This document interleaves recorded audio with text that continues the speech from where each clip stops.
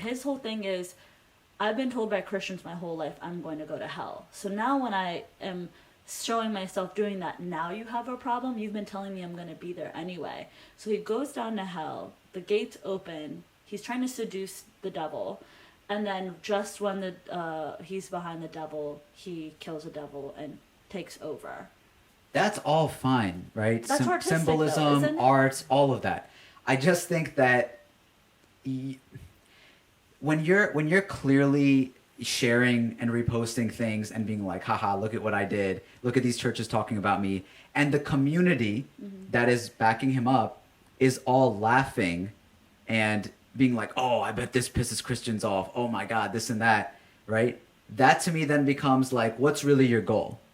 And that the energy of,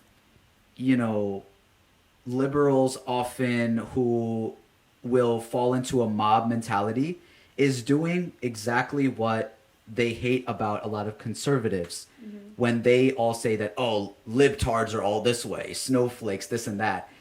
It's like you're going back and forth just using different things to attack each other. And it's like right now what's being pushed forward through a lot of this community who backs him is like, oh, religious people are, somehow less or Are they weak. saying it's less, or are they pointing out the hypocrisy? I think that's important. What's the hypocrisy? The hypocrisy is that Christians will tell people that they're going to go to hell all day. That's the message I was getting, at least, I should say, was that Christians will From his experience. Yeah, we'll tell people that they're going to go to hell all day, especially when he's saying that he grew up gay and that he was hiding it, whatever. But then indulge in their own sins, but it's not a problem. The same people that I saw posting that this is a problem, they're saying like, oh, this is Christianity, we don't make a joke out of this is our God, blah, blah. I'm like, and this is just my experience from what I saw on my timeline. I'm like, you have 2 kids out of wedlock, and you're like, I'm sorry, but I know your baby daddy's out on the street selling cocaine. So like, who are you to say something? I just think that going, again, sort of back and forth is so counterproductive. But I think that it still says something. Why does one side always have to be the bigger person? It's great to be the bigger person most of the time. But why is it that the one time where he's like, yo, I've been told something my whole life. I have felt the shame of my presence in this earth my whole life because of you. I have no problem being who I am. And then let's think about it too. Why are we talking about Lil Nas X in a church, in a huge church gathering, when there's so many? Why is a governor talking about the shoes when you have so many bigger problems right now? That is a good point. True, but but what I'm saying is, I think that was the goal. I think that this was part of, we knew it would get a reaction, and the reactions are getting reposted and shared. I'm always, I want to be for the art always, but when I don't buy it. I don't buy this movement. I don't buy, I think that when I see Lil Nas X, I hear his interviews, I hear a scared, excited kid who got the opportunity of a lifetime and is figuring himself out in the public. And he doesn't know fully everything that he is and what he wants and whatever else. But I just think that there's a way to be yourself and get respect without having to go down these lanes that are not going to get those people on your side or understand your story at all by going with this approach. Why do you always have to appeal to the people that don't have the best for you? But what do you think, Shami? I mean, there's a lot going on here. Like, I see your point for us, like the intent of Lil Nas X. Like, obviously he's like a marketing genius. That's like confirmed. Certified troll. So that is a good point where I'm like, okay, maybe this is kind of weird that he's targeting these Christians. But, at the same time, I do see other artists do this all the time. Billie Eilish had like a song that says "Good Girls Go to Hell." Obviously, her song in her video is not about like targeting Christians. It's just like an artistic sense, and that's what I looked at this Lil Nas X video at that point. But putting that perspective in, like maybe he is targeting them, and that's kind of weird, I think. God is a Woman, Ariana Grande, was she out here with a whole marketing campaign where she's like, now we're selling, Jesus in the form of a woman, or like some random stuff? Yeah, she did. She did that? She did, like, all of the historical biblical pictures that they have. She like changed them all out to be woman. She made God into a woman, shattered the glass ceiling, all that. Like, She That was in the put video, the right? God in the sky. Yeah. Yeah. So like after that, like with the shoe, I'm talking about when he was actually selling the idea after the fact and trying to get some sort of a reaction. Did Ariana do anything like that?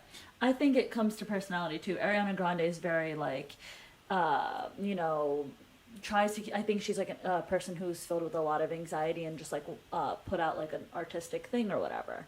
I think Lil Nas put out the artistic thing. However, he doesn't mind trolling any and everybody who comes in his way because he's like, and what? Like, what are you gonna say? And to me, I feel like to a certain level, I respect that he isn't taking everything personally because a lot of artists would be crumbling, sending out apologies, whatever. But he's standing behind his art, and to a certain extent, I have to respect that. Yeah, it would have made sense if he apologized at this point. Yeah, and well, also like low key, I think all his backlash is not only for the video and his marketing; it's also low key his skin color and his sexuality. I think that has a lot to play with 100%. because there's before so many examples of artists doing crazy things, dressing up as girls, Rock bands all the time back in the day. And they would, you know, there's always like the idea of devil worshipping and Satanism inside, like like metal music and all that type of Bro, stuff. Jack Black had a whole movie about this. No one gave a crap. Was People it thought Tenacious D? Tenacious D. Oh. Like literally, he has the devil at the end playing rock music. The devil has a verse.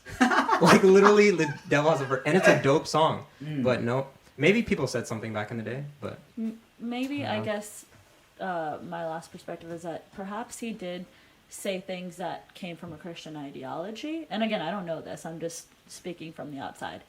That those were the things that were embedded in him. Maybe he grew up with Christianity. Maybe those are what he's familiar with. So instead of attacking something, maybe that's what he's just familiar with when he identifies himself as being gay. also to me, it wasn't a mock. Maybe I see it differently, but to me, it wasn't like mocking, you know, this whole Christianity thing. It was mocking like the devil in a certain way. Yeah. I'm talking about the aftermath of the shoes Satan. and then the The social shoes, media I will say, sharing. the shoes are a little uncomfortable.